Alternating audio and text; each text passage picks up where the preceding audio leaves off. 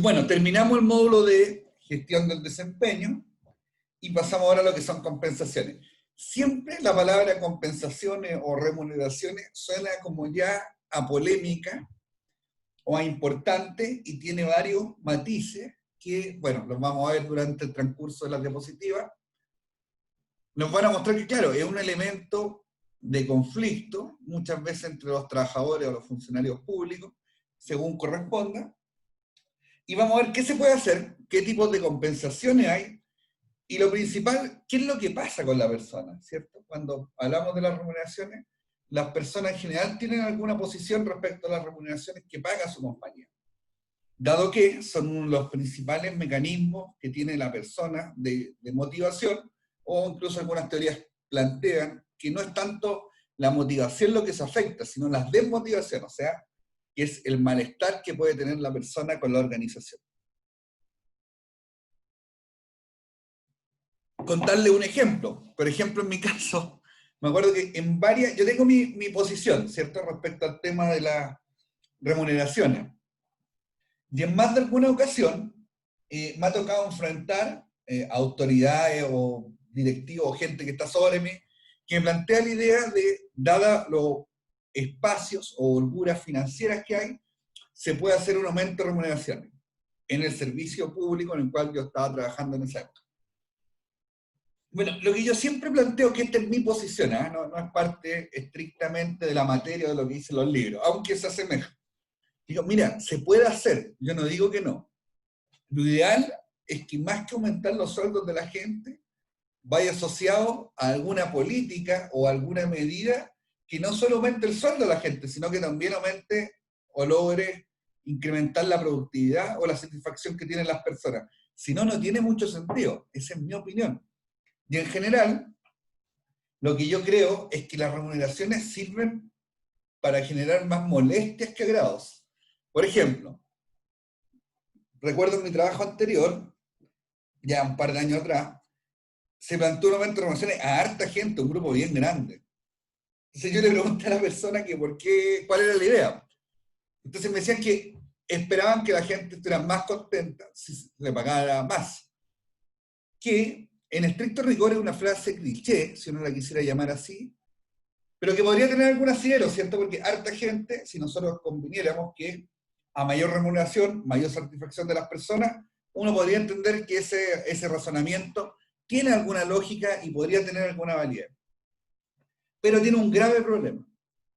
Las personas no solo miden sus remuneraciones o su sueldo en base a lo que reciben, sino que lo miden comparativamente con lo que reciben los otros. Y ahí es donde se inicia como el problema que está como intrínseco, por así decirlo, en las remuneraciones. Entonces, yo siempre se la idea, mira, podemos subir los sueldos, pero en general yo lo que creo es que va a generar más conflicto que ayuda. Porque uno dice, que bueno, subieron los sueldos de 100 personas de 200, por decirte algo. Bueno, pero hay 100 personas que no se los subiste, que potencialmente podrían estar disconformes.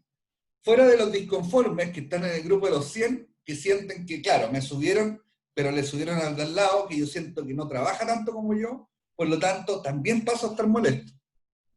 Entonces, es muy complicado que en mejoramientos de remuneraciones o a través del mecanismo del sueldo se pueda generar como una satisfacción general. Yo creo que las políticas de la empresa o de los servicios públicos, y en particular de los servicios públicos, tienen que estar más dirigidas a que sean transparentes, claras, que la gente la entienda, más que generar como el bienestar. O sea, ¿qué te estoy diciendo? Que yo apuntaría más a solucionar la disconformidad que aumentar la satisfacción, porque creo que aumentar la satisfacción es muy difícil y creo que sí es más abordable abordar la insatisfacción. Eso es lo que yo creo. Y vamos a ver si ese pensamiento, durante el transcurso de este módulo, que es el de remuneraciones, tiene o no algún asidero. Y ustedes también se podrán sacar sus propias conclusiones. Teniendo presente que la teoría de las remuneraciones no llega a ninguna conclusión tampoco, o sea, te sugiere cosas, pero en el fondo no hay un manual de cortapalo, o no hay, igual que en gestión del desempeño, o no hay una verdad absoluta respecto a cómo hacerlo.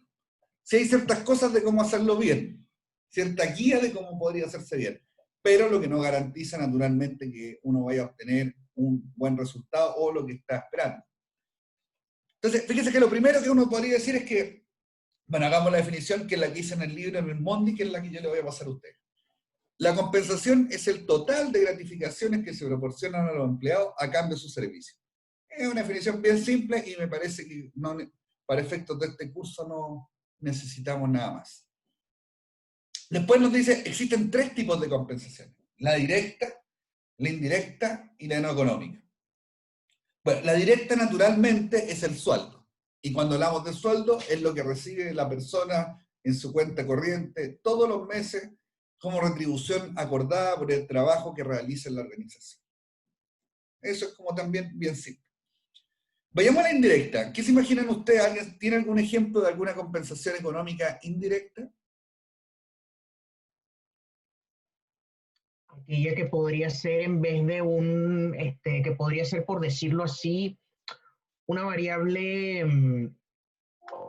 independiente. Por ejemplo, que en el caso de del incremento por desempeño colectivo o el incremento por desempeño institucional. Es decir, que las recompensas pecuniarias se asocian al cumplimiento, o es decir, al grado del cumplimiento de las metas que se hayan definido, tanto a nivel de equipo como de organización. Ya es un buen ejemplo, ¿eh? Se nota que usted estudia para la prueba aparte. Ya es un buen ejemplo, pero yo te pregunto, ¿el bono por desempeño es directo o indirecto? Que ahí estaría como el tema, ¿cierto? ¿Es una compensación económica? Sí, estoy totalmente de acuerdo. El tema es si es directo o indirecto. Yo diría que es directo, ¿ya? Porque la persona, sin ningún intermedio, lo recibe en su bolsillo. ¿A alguien se le ocurre otro ejemplo? Es que yo tengo una duda porque, por ejemplo, recuerdo que hay un bono también que es como por escolaridad que le dan a los funcionarios, que si tienen como hijos de, creo que estaban como de 5 años y que estaban como en un... ¿Sí? Entonces tengo esa duda de si eso podría ser indirecto, porque quizá No, no también a todos, también es directo. Ah, ya. porque también lo... Mira, vamos a hacer vamos a simplificarlo al máximo. Vamos a decir que cualquier cosa que se llame bono, remuneración, aguinaldo, todo, es una compensación económica directa. O sea, cualquier incentivo pecuniario que aparece en la cuenta corriente del trabajador, nosotros vamos a decir, ah, eso es compensación económica directa. Pero, por ejemplo, en general, lo que decía Camila, el bono de escolaridad se entrega por medio de la Oficina de Bienestar.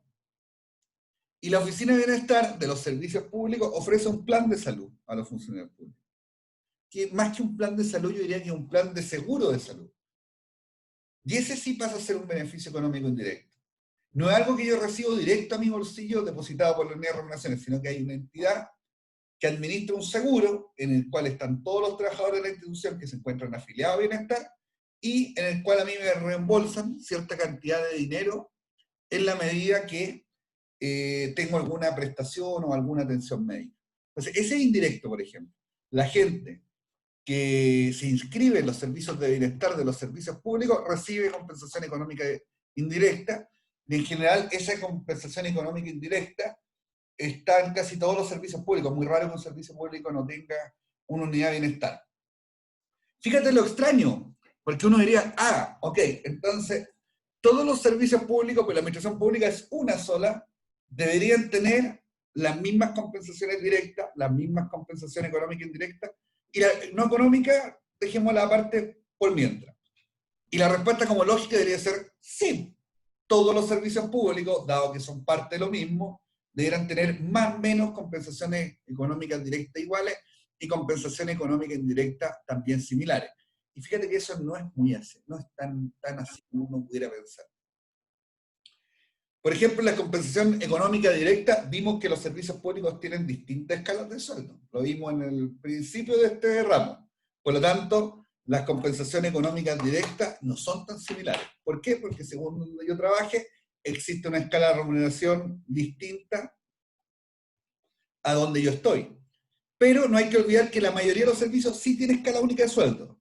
Los que se escapan son las superintendencias, los servicios que dependen de Hacienda, y algún otro fiscalizador, como el Servicio de Impuestos Internos, la Tesorería, etc. O sea, hay servicios públicos que tienen un tratamiento distinto relacionado con su compensación económica directa.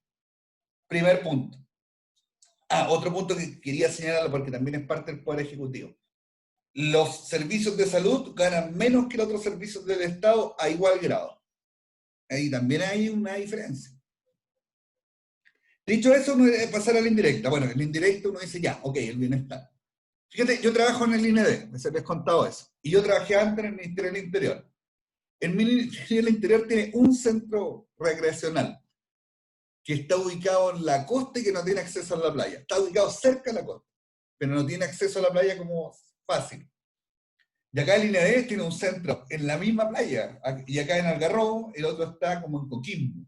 O sea, el del INED es muy superior al que tiene el Ministerio del Interior. Y aparte, acá en el Instituto Nacional de Deporte existe también un centro de salud, que se heredó de la época de cuando esto era la DIGEDER, antes que fuera Chile Deporte o el Instituto Nacional de Deporte. Entonces, otro servicio, me comparo con el servicio público que antes trabajaba, y acá tengo más beneficios económicos indirectos de los que tenía en el trabajo anterior. Y eso es como súper paradójico. Hay varios servicios públicos, por ejemplo, como el caso clásico para contar acá, el Ministerio de Obras Públicas. El Ministerio de Obras Públicas, en los últimos años, yo te diría que hace 20, 25 años, que implementó el mecanismo de concesiones, es decir, de realizar grandes obras públicas, pero ejecutadas por privados y financiadas con recursos públicos. Pero antiguamente era el Ministerio de Obras Públicas el que construía los caminos, el que hacía los puentes, etc. Y te estoy hablando muchos años atrás. Y cuando ellos hacían eso, en general instalaban una faena en un terreno que pasaba después a ser parte del Ministerio de Obras Públicas. Y después esa faena la transformaban, por así decirlo, como en un centro vacacional y quedaba a disposición de los funcionarios del Ministerio de Obras Públicas. Entonces el Ministerio de Obras Públicas tiene como una red de centros de vacaciones en todo Chile. No sé en qué estará eso, pero antes, o sea, es un beneficio económico indirecto de trabajar ahí que es bien potente, porque tiene todavía hartos lugares donde uno podría ir. Entonces es bien llamativo que las compensaciones económicas indirectas dentro del Estado sean tan diferentes según el servicio donde uno esté. Después tenemos la compensación no económica, y Ignacio. Disculpe, profe, entonces se pudiese decir que, a modo resumen, que la compensación económica indirecta es la prestación de esta a través de un tercero. Sí, mira, yo en las definiciones no soy muy exquisito. Si tú me dices que son todas aquellas compensaciones económicas, pero que el funcionario no recibe directamente en su liquidación de sueldo, me parece que está bien. Si lo que Perfecto. podamos decir que nosotros podemos tener un conjunto de incentivos pecuniarios que le pagamos directamente al trabajador, y en lo económico indirecta es como la red de beneficios que también son económicos, pero que son beneficios que están en pos de la persona, ¿cierto? Por eso te estoy hablando de centros vacacionales, de planes de salud, de centros de salud, como el caso acá. El Instituto Nacional de Deporte también tiene como centros deportivos que tú también puedes ir, etc. Entonces, esas son compensaciones, porque ocupar la atención de salud o ir al centro deportivo a practicar un deporte tiene un valor económico. Lo que pasa es que tú no lo estás pagando, pero estás recibiendo, por así decirlo, desde un sueldo de gratuidad, es lo que tú hubieras estado dispuesto a pagar por hacer uso o por consumir ese bien. En la compensación no económica, tenemos cosas que son intangibles y que al ser intangibles no son valorizables.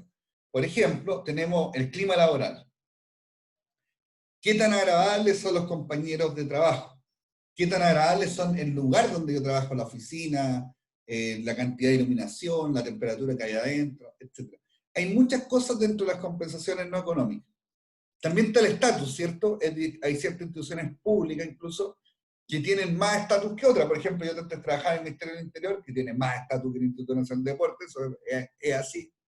Y también estar ahí, hay gente que le importa eso de tener como un estatus donde trabaja, también tiene algún valor. Pero dentro del conjunto de compensaciones no económicas, lo que uno podría decir que son aquellas, bueno, que naturalmente no son económicas, que son intangibles y que representan algo de valor para la persona o para el trabajador. ¿Ya? Y ahí hablamos del clima laboral, de las dependencias, incluso de temas de estatus o sentidos de pertenencia, que a la persona también le pueden hacer sentido. Profe, Dígame. un ejemplo de esto podría ser cuando las instituciones reciben como el premio anual por excelencia institucional. Buena pregunta. Pero es buena pregunta. El premio anual por excelencia institucional está establecido, espero no equivocarme, en la ley 19882, que es la que yo les mandé a ustedes. Si no me equivoco, está ahí. Sí, está ahí. Ya, si la buena no me falla.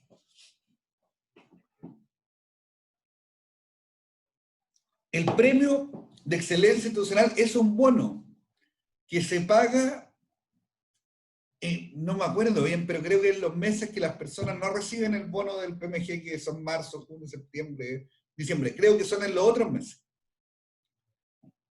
Por lo tanto, es una compensación económica directa, porque es una remuneración, es un incentivo por haber logrado determinado nivel de excelencia en la gestión, pero es un incentivo pecuniario que se paga a través de las unidades de remuneraciones de los ministerios o servicios públicos que se hayan hecho acreedores del premio, por lo tanto, es una compensación económica directa.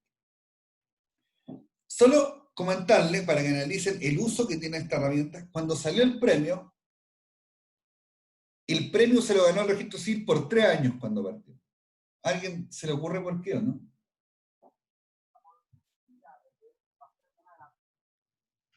Quizás por la alta, o sea, por ser un servicio estratégico en el sentido de la alta demanda en la entrega de documentos básicos de identificación u otros documentos como partidas de nacimiento, ese tipo de cosas que uno usa para trámites importantes. Sí, tiene que ver con la importancia. Fíjate, Ignacio, que lo que la ley, pero no estoy tan seguro porque estoy haciendo como recuerdo de muchos años atrás, en sus disposiciones transitorias decía que el registro civil se lo iba a ganar los primeros 3 años el premio. Y la razón, claro, tiene que ver con la importancia y lo estratégico, pero hay una razón más política de fondo. ¿Puede ser que ellos son los que administraban y otorgaban el premio? No, no, no, no. No, no, el premio lo otorga la Dirección Nacional del Servicio Civil. No se confunda porque me están hablando del registro civil. Ah, que pensé que había dicho servicio civil. No, no, el registro, a lo mejor lo dije, y si así me equivoqué. El registro civil recibe el premio por 3 años, y la entidad que lo otorga en el Estado es la Dirección Nacional del Servicio Civil. No, lo recibió en los primeros 3 años porque estaba en paro. Y una de las cosas que se le ofreció para sacarlos del paro fue que recibieran el premio por 3 años. Eso es la historia de la ley, de por qué algunas cosas están escritas y a veces uno no las entiende. Bueno, todo tiene una razón, muchas veces esa razón es política, de por qué algunas cosas fueron escritas de cierta manera. Bueno, este es un dato, ¿no? Que también está en el libro que les voy a suministrar, que una encuesta reciente por la Sociedad para la Administración de Recursos Humanos, la remuneración se constituyó en el principal instrumento de motivación para los empleados. O sea, esto que decíamos al principio de este módulo, que la remuneración es importante para las personas, no solo importante, sino que es el principal instrumento de motivación para los empleados. Así que hay que ser muy cuidadoso con la forma en que uno administra las remuneraciones de los trabajadores. Ya, y esto es como lo central, es lo que más me interesa que entiendan de este módulo. Voy a tratar de explicarlo de la mejor manera posible. Existe lo que se llama la teoría de la equidad. Ahí está detallado la equidad externa, interna, empleado, equipo, las voy a explicar. Pero, ¿qué es la teoría de la equidad? Es una teoría en la cual dice que existen los resultados y existe lo que yo recibo por esos resultados. O sea, cada persona produce un determinado nivel de producción y por ese nivel de producción es recompensada con determinado nivel de remuneración. La teoría de la equidad dice que cada persona es capaz de compararse con una persona referente y hace esta misma comparación. Por ejemplo, yo me voy a comparar con Camila. Yo digo, Camila hace algo igual o muy similar a lo que hago yo y veo cuánto es lo que ella produce y cuánto es lo que ella recibe. ¿Qué va a pasar con esa comparación? Que yo voy a decir, a ver, voy a decir cualquier cosa, ¿eh? Camila recibe 10 y produce 10. Sin embargo, yo produzco 15 y recibo 10. Entonces, lo que dice la teoría de la equidad es que yo, ante cualquier percepción de injusticia en ese equilibrio entre lo que recibo y lo que produzco, lo que voy a hacer yo es tratar de disminuir esa injusticia, esa percepción injusta, de trato injusto que es a mí. ¿Y cómo lo hago? Reduciendo lo que produzco. O sea, reduciendo mi nivel de motivación. Por lo tanto, en esta teoría de la equidad, cada persona se compara con otro, o con un conjunto de otros. Y lo que va haciendo en el fondo es ver qué es lo que produce, o cuando digo lo que produce, ojo, no lo interpreten como que yo produzco 10 zapatos y tú produces 15. Muchas veces los niveles de producción no son tan tangibles como en ese caso. Pero lo que yo evalúo, para hacerlo más complicado aún, a veces el aporte que yo hago a la organización versus el aporte que hace Camila. Y en función de eso, yo trato de eliminar la desigualdad posible que haya. Esa es la teoría de la equidad. Por lo tanto, cuando yo le ponía un ejemplo al principio de este curso, de qué pasaba cuando uno aumentaba un grupo de personas las remuneraciones, bueno, eso es complejo. Porque supongamos que yo produzco 15. Sigamos el mismo ejemplo. Camila produce 10 y los dos ganamos 10. Pero llega alguien y me dice, oye, Israel, te vamos a aumentar 5. Yo voy a estar contento. Pero después me voy a dar cuenta que a Camila también lo aumentaron 5. Por lo tanto, mi percepción de desigualdad sigue existiendo. Y puede pasar que yo igual reduzca mi nivel de esfuerzo, pese a que gano más.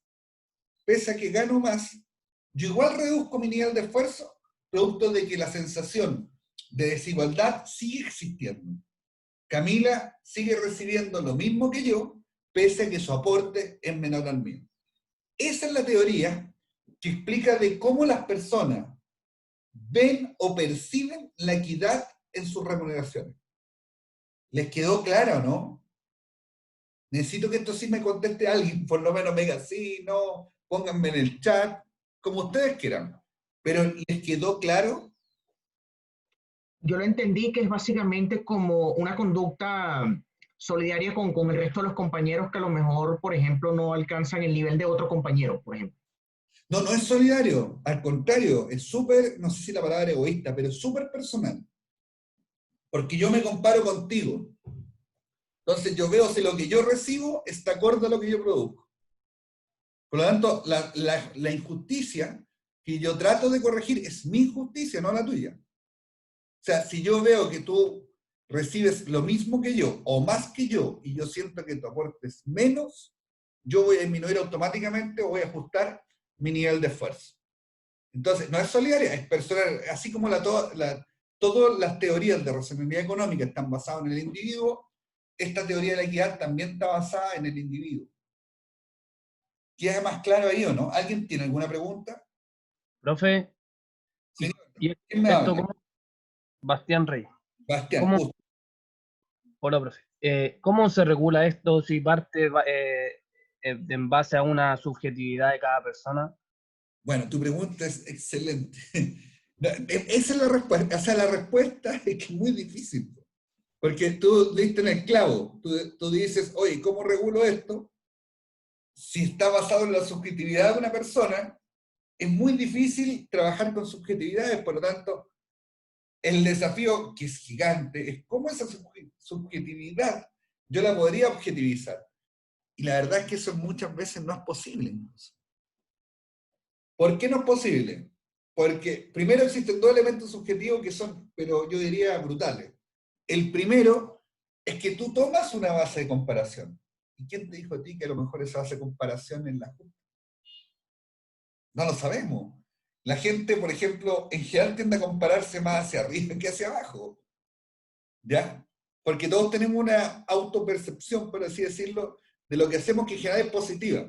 Entonces, nosotros nos vamos a querer comparar con alguien que también cumple esas características de positividad. Por lo tanto, un primer elemento subjetivo que existe es que yo hago una comparación que no necesariamente objetiva, a lo mejor tampoco hay un cargo igual al mío. Ese es un primer punto. Y segundo, que es el objeto de la comparación. Lo que la persona compara es un nivel de producción o de aporte, si es que no hubiera un nivel de producción tan tangible. Bueno, y cuando estamos hablando de aporte, ¿quién aporta más a la organización? También eso es súper subjetivo. Sobre todo cuando nuestra organización no produce zapatos. A lo mejor es un servicio público que entrega o bienes públicos o políticas públicas a la comunidad. Imagínate medir ahí el nivel de aporte que cada persona hace. Es muy complejo. Entonces, uno diría con eso, dejemos hasta acá el tema de remuneraciones y pasemos al siguiente módulo. Bueno, algunas cosas sí se pueden hacer. Y la idea de este módulo es mostrar las cosas que sí se pueden hacer. Lo primero que yo les diría es que hay algunos criterios, ¿cierto? Que en general las compañías emplean para poder definir los niveles de remuneración que van a pagar. Primero existe la equidad externa. Y la equidad externa no es otra cosa que, por ejemplo, secretaria ministerio comparado con secretaria de otro ministerio. Es compararse con otra compañía u otra organización pública al mismo nivel de cargo. Por lo tanto, yo podría decir, mira, en este servicio público, voy a poner un ejemplo también absurdo, como siempre digo, hay 50 secretarios y todos ganan 20 pesos. Y en el resto de los servicios públicos, las secretarias ganan en promedio 30 pesos. Estamos pagando bajo el mercado. Por lo tanto, lo que uno podría decir ahí es, bueno, hay que corregir para que exista mayor equidad externa. Dentro de lo llamativo, uno dice, bueno, en la administración pública entonces debería haber equidad externa. No hay equidad externa. Las secretarias ganan súper distintos según donde trabajen. Por ejemplo, las secretarias de ministros ganan, si tú las pudieras como listar, tienen remuneraciones súper distintas unas de otras, pero en fin, es parte de la idiosincrasia nuestra. Hay una equidad que es más importante, que es la equidad interna. ¿Por qué es más importante? Porque nosotros, los empleados, los trabajadores, tenemos más información respecto a nuestra organización que la de otra. O sea, yo podría saber que en la equidad externa pagan más en una organización distinta a la mía, pero no tengo todos los elementos para deducir por qué. O si pagan menos, tampoco la respuesta es la misma. Tampoco tengo todos los elementos para deducir por qué. En cambio, en la equidad interna sí, porque sé el nivel de remuneraciones que la compañía está dispuesta a pagar. Ignacio. Y cuando usted dice entonces que no habría equidad externa en el sector público, ¿tiene que ver con que hay distintas escalas de sueldo? Eso es una explicación posible y que es correcta. Y la otra es que incluso los servicios que no tienen distintas escalas de sueldo igual se producen diferencias. No, mira, este ejercicio no lo he hecho hace un montón de tiempo. Pero mira, yo trabajé en el Ministerio del Interior. El Ministerio del Interior tiene 3 subsecretarías. La Subsecretaría del Interior, la Subsecretaría de Desarrollo Regional y la Prevención del Delito. Este ejercicio no lo hago hace tiempo. Ve lo que ganan la secretaria de cada subsecretario y el jefe de gabinete de cada subsecretario. Te aseguro que no ganan lo mismo. No obstante, los subsecretarios, como eso está definido en la ley, y los ministros sí ganan lo mismo. Pero la gente que trabaja con ellos no gana lo mismo. Es un ejemplo que yo digo que responde en el fondo a todas estas preguntas, ¿cierto? Entonces, tenemos la equidad interna, le contesté su pregunta, ¿cierto? Tenemos la equidad interna, que es la equidad dentro de la misma organización. Por lo tanto, en la equidad interna lo que yo voy a hacer es compararme con puestos similares o ver cómo estoy yo dentro de la distribución de beneficios que supone que son las remuneraciones. Fíjate que hay otra, que es la equidad de los empleados. Un caso clásico, sigamos con la secretaria, como ejemplo por hoy. Entonces, yo me voy a comparar, yo secretaria, me voy a comparar con la secretaria de otra área de trabajo, siempre entre la misma organización, y voy a ver cuánto gano. Entonces, yo me voy a comparar y puedo asumir que lo que ganamos es lo mismo. Pero también, si yo percibo que mi nivel de esfuerzo es distinto, también voy a tener el mismo incentivo que mencioné cuando empecé con la teoría de la equidad, a reducir mi esfuerzo si es que yo tengo alguna percepción de justicia. Existe otra equidad, que es la equidad de los equipos de trabajo, que dicen que en general uno lo que podría hacer es tomar los distintos equipos y tratar de igualar las remuneraciones dentro de los equipos. Y es una manera de verlo, por ejemplo, decir que el equipo de finanzas, vamos a poner un caso bien parejo, reciba lo mismo que el equipo de gestión de personas. Y eso también supondría un problema porque la contribución que hace a un equipo, una persona, no es la misma por cada integrante del equipo. Me explico. Si en un grupo de 7 personas que conforman un equipo de trabajo, no todas las personas aportan lo mismo. Por lo tanto, si todas ganan lo mismo, pero no aportan lo mismo, de nuevo se va a generar este incentivo para que la persona que aporta más tenga esta percepción de nuevo de injusticia y tienda a reducir su esfuerzo. Por lo tanto, lo que va ocurriendo con esta idea es que es complejo administrar y al final lo que va creando es cierto descontento en algunas personas de la organización. Tengo una pregunta en el chat, denme un segundo.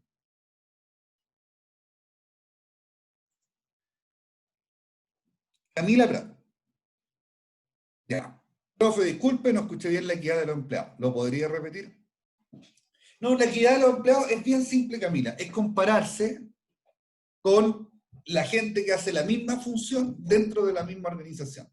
Es decir, los contadores se comparan con los contadores, las secretarias se comparan con las secretarias, los administradores públicos se comparan con los administradores públicos. Así, los jefes con los jefes. Es como ver cuál es lo que yo recibo y cuál es lo que yo aporto, pero dentro de una categoría de cargos iguales. Iguales significa, puede ser que incluso no se llamen todos iguales. Por ejemplo, yo, que soy el administrativo que veo el inventario, podría decir que es comparable conmigo el cargo de administrativo que paga sueldo. Y sí, es aceptable. Profe, pero entonces como en la equidad interna, ¿sería como compararse hacia arriba? No. La externa, mira, vamos a ir de lo... No, la interna. ¿Ya? De lo más a lo menos. La externa es para afuera, ¿cierto? Está la organización y yo no toco la organización, me comparo hacia afuera.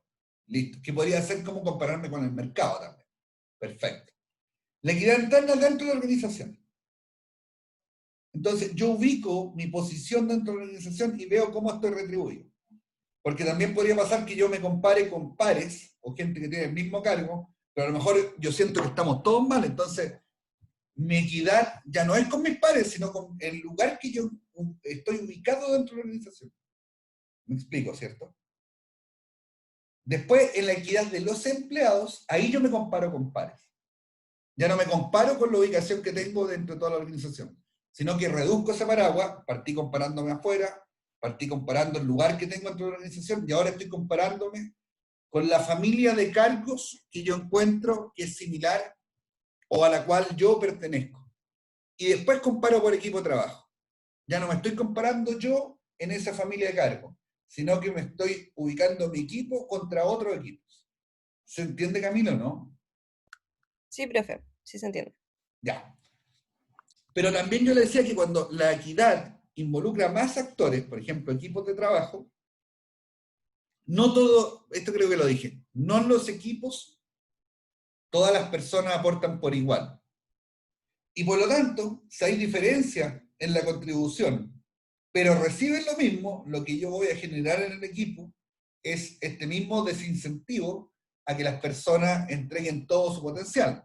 ¿Por qué?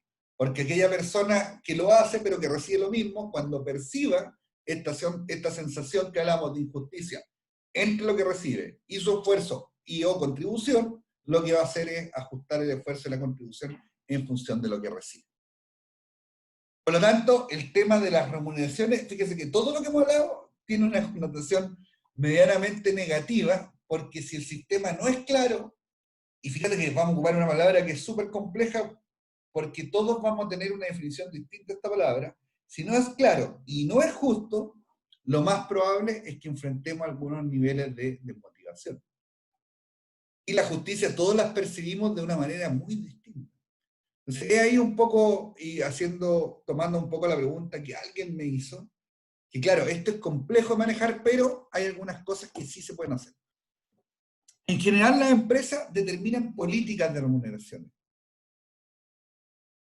Y hay 3 grandes políticas, no hay más que eso. La primera es el líder en sueldo. Y como el nombre lo dice, cuando yo soy líder en sueldo, básicamente lo que yo hago es pagar más de lo que paga el resto del mercado. Y eso tiene una creencia atrás. la creencia que hay detrás, porque nadie quiere gastar más por gastar. Que yo tengo atrás que si contrato a las mejores personas disponibles, lo que yo voy a obtener es un costo de producción menor.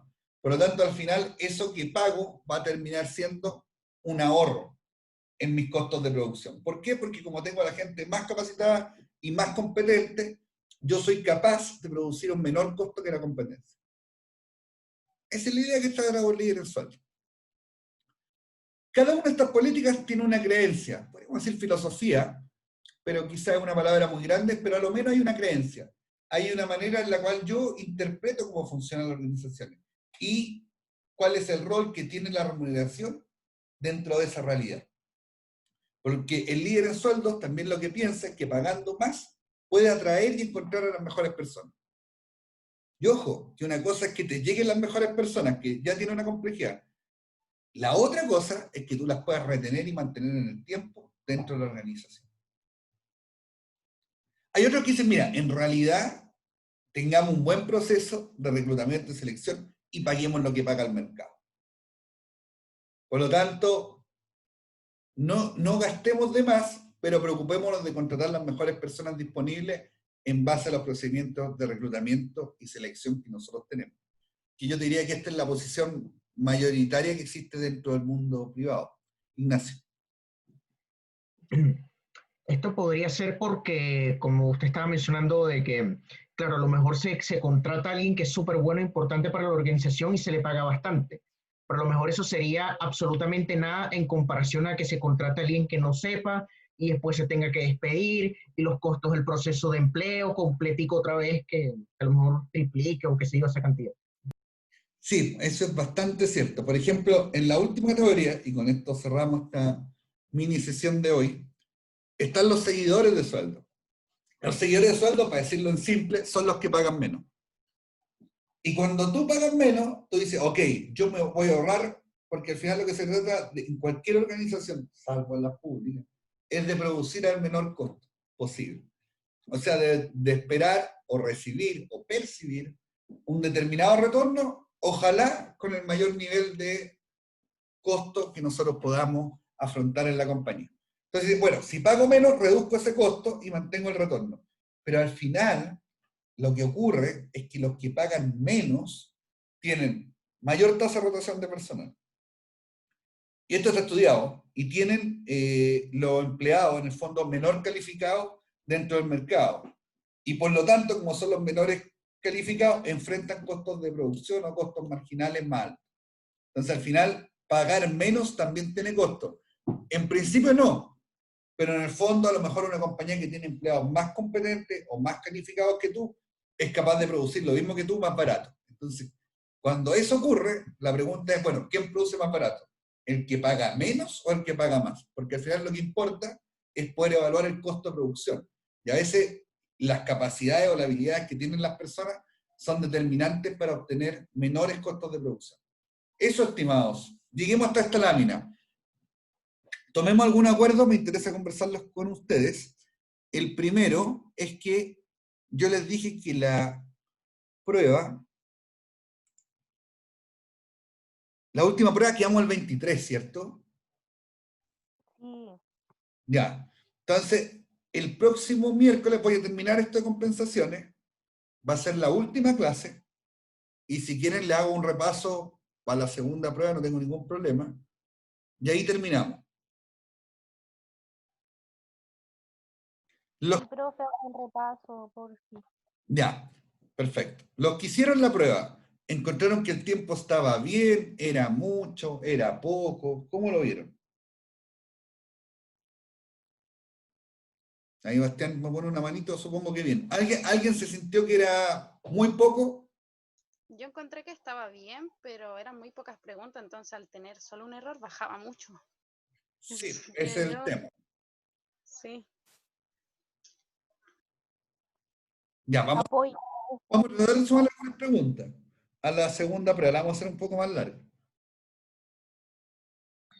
Profe, pero no tan larga. Estuvo bien, yo encontré. O sea, Mira, a a mí mí no me me gusta gustó la harto el prueba sistema. escrita.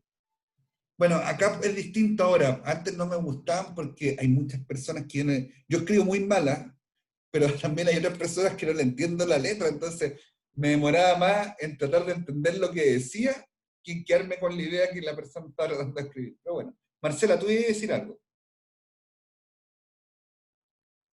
Marcela. No, o sea que me gustó harto el sistema y la forma como de la prueba. Ya. Camila me pone ahí, estaba bien, pero las condiciones no están muy claras. Mira, yo reconozco que cometí un error en dejar que tuvieran más de un intento para hacer la prueba. Después lo modifiqué durante el curso de la prueba.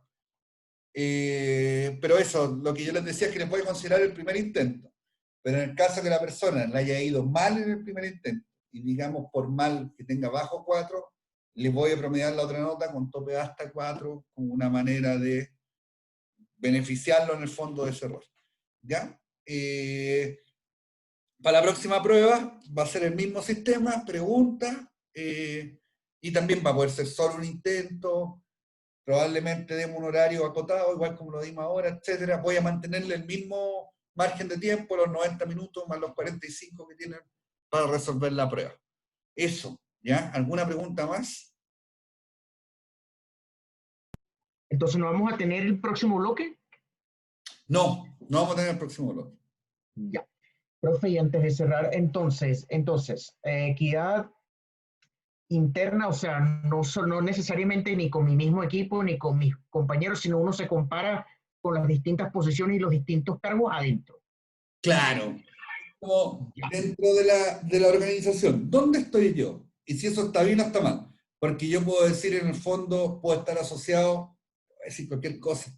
Yo soy el encargado de inventario y me igualaron a las secretarias. Yo puedo decir, oye, lo que yo aporto a la institución, en realidad yo debería estar al nivel de los contadores. O sea, no necesariamente me estoy comparando con un conjunto de empleados que yo percibo como iguales, sino que estoy haciendo es comparar la ubicación relativa que yo tengo respecto al resto. Eso es. Ya, y en cuanto a la tasa de mercado, o sea, eso tiene que ver con qué capacidad tiene la organización para retener los talentos, por decirlo así. Tiene que ver con dos cosas. Primero, lo que creo, ¿cierto? Porque yo puedo creer que pagar más no es necesariamente un beneficio. Puedo pensar que es un costo, ¿cierto? Como hay empresas que son seguidores de sueldo, o sea, hay empresas que pagan menos del mercado a propósito. Y hay empresas que pagan el promedio porque piensan que en realidad lo importante es poder retener a las personas y poder ubicarlas, identificarlas, reclutarlas y seleccionarlas. Y también eso es posible. Ahora, hay casos para todo. Por ejemplo, hay un restaurante súper famoso, creo que en Nueva York, que se llama Chef Anise, que la chef de ahí se llama, una mujer, no me puedo acordar el nombre, supongamos que se llama Flavia Gatica, que está ahí conectada. Y todo el mundo, ella está reconocida como una de las mejores chefs del mundo. Y todo el mundo quiere trabajar con ella. Pero ella paga poco. ¿Y por qué paga poco? Porque sabe que la gente, independientemente de lo que pague, va a querer trabajar con ella. Porque también la gente que ha trabajado con ella después ha tenido como carreras súper exitosas por sí misma. También han ganado premios como el mejor chef de Estados Unidos, han obtenido reconocimiento internacional, etc. Entonces, los chefs saben que es una muy buena escuela trabajar con Flavia en su restaurante París. Entonces, lo que hacen es ir a trabajar, no importa lo que paguen, pero no en conversión futura. Ahí podría ser que yo podría decir, mira, a mí no me interesa pagar lo que paga el mercado, ni pagar los que pagan más, sino que la gente realmente quiere trabajar conmigo porque yo te entrego algo que no te va a entregar ningún otro trabajo. Y también eso podría existir. Eso es para mostrarle en el fondo que el abanico de posibilidades es como bien amplio. ¿Alguien más tiene alguna duda? Ya, estimados, me imagino que están cansados con la prueba, la clase, todos. Les deseo una buena tarde, semana. Me imagino que están en semana de pruebas. O tienen algunas pruebas, alguien me mencionó por ahí que tenían una de control de gestión también. Así que les deseo el mayor de los éxitos y sobre todo una gotita de suerte que siempre es necesaria para que a uno le vaya bien. Así que un abrazo grande y cuídense harto. Chao. Chao, Gracias, profe, muchas profe. gracias. Profe, Mucho gracias. éxito para Chao, todos. profe, gracias.